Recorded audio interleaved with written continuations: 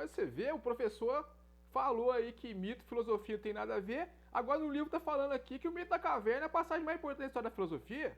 Ah, tá errado esse trem aí. Fora que não tem nada a ver esse negócio, essa história da caverna aí, ué.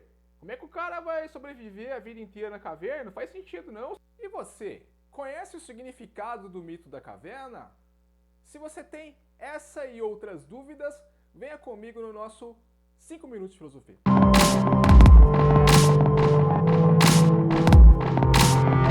Então, gente, quando eu falo de mito da caverna aqui, eu falo sobre mito no sentido muito diferente do que foi tratado em aulas anteriores. Quando Platão cria o mito da caverna, ele está falando sobre uma ideia que funciona como uma espécie de comparação, ou melhor, uma figura de linguagem que usamos no português corriqueiramente, que chamamos de metáfora. Ou ainda, isso se assemelha com uma parábola bíblica, por exemplo.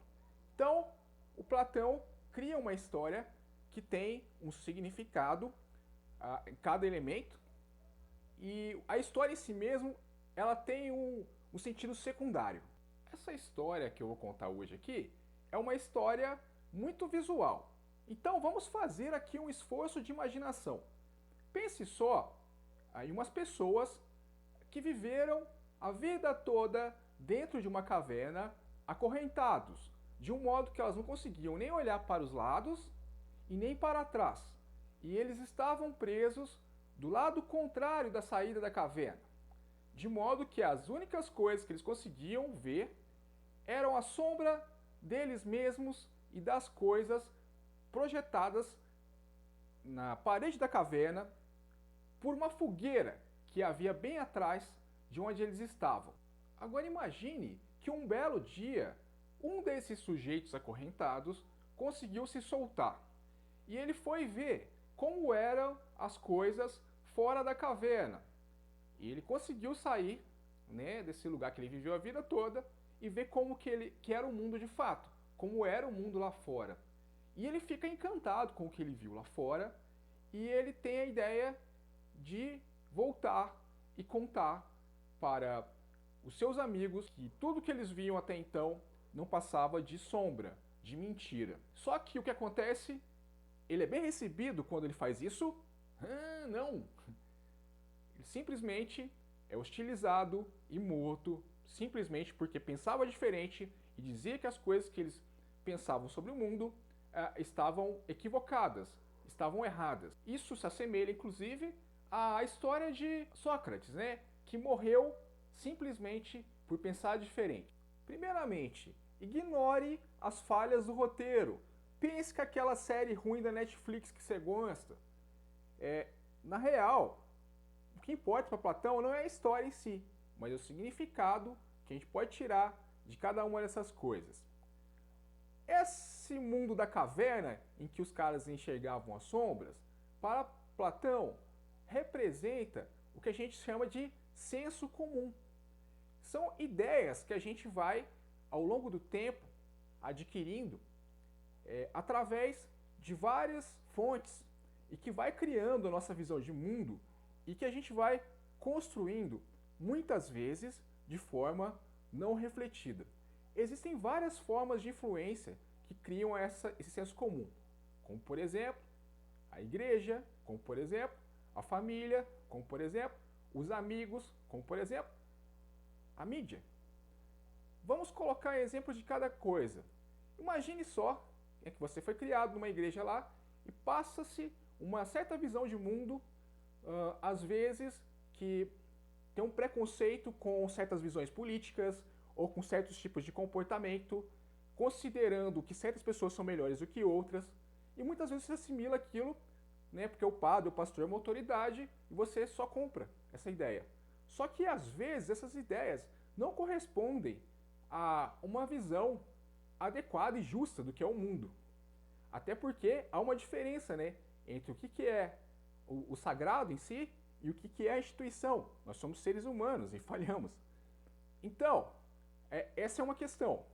Outro ponto que a gente poderia colocar era a família, né? Os nossos pais vão ensinando coisas ao longo do tempo e tal, Não que seja ruim, né, a criação familiar, isso é essencial, mas nossos pais também são falíveis e eles podem, por vezes, colocar pra gente coisas que são inadequadas, que não têm correspondência com a realidade. Como, por exemplo, essa ideia de que manga com leite faz mal. Sabemos que não é verdade, mas você ouve falar isso e você vai e reproduz e tal. Outra coisa também que cria a nossa percepção das coisas, por exemplo, é nossos amigos, né? Você, às vezes, por conta de más influências, acaba indo para caminhos muito ruins, né? Comprando ideia que seu amigo fala, sem refletir. E outra coisa, né, pertinente, importante na sociedade de hoje, a mídia, né? Vemos uma série de questões, né, na internet, na televisão, que vai formando a nossa opinião sobre as coisas. Como, por exemplo, vemos hoje em dia, aí, né, na situação de pandemia, em que ideias que não são comprovadas cientificamente, né, que não têm o respaldo científico, elas passam a serem assimiladas pelas pessoas e ficam num pé de igualdade com o conhecimento científico. E isso pode acontecer tanto com as mídias tradicionais, como e principalmente com as mídias alternativas, que não têm compromisso com checagem de fonte, etc. Né?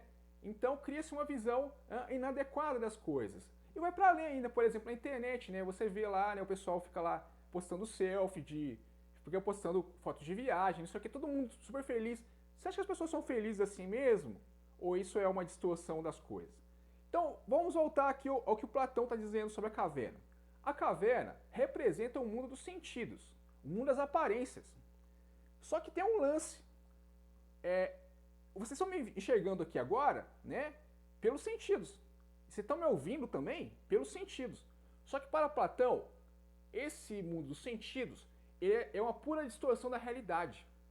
O mundo real mesmo não está aqui no que eu estou observando agora, mas está na minha mente. Então, para Platão, esse mundo é ruim. O mundo real mesmo é o mundo que você encontra fora da caverna. Esse seria o mundo das ideias, né? Seria o mundo, por exemplo, da matemática, em que 2 mais 2 são 4. Seria o mundo das abstrações. Nesse mundo, não tem como errar. E isso também representa, né, uma outra categoria que é muito importante para a gente, que é o senso crítico, que é o pensar por você mesmo. O Platão, ele não está dizendo, né, em resumo, em síntese, que você não deve respeitar seu pai, o seu padre, o seu pastor, etc. Mas que eles podem errar também e você tem que construir as suas próprias respostas para os seus problemas.